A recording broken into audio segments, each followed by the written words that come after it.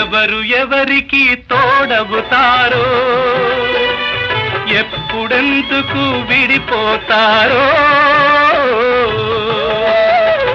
మమతను కాదని వెళతారు, మనసే చాలని ఉంటారు. ఎవ్వరి పయనం ఎందాకో అడగదు ఎవ్వరిని, బదులే దొరకదని. అడగదు ఎవ్వరిని, బదులే దొరకదని.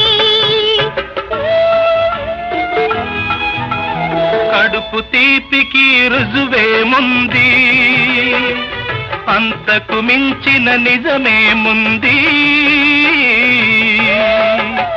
కాయే చెట్టుకు బరువైతే చెట్టును భూమి మోస్తుందా?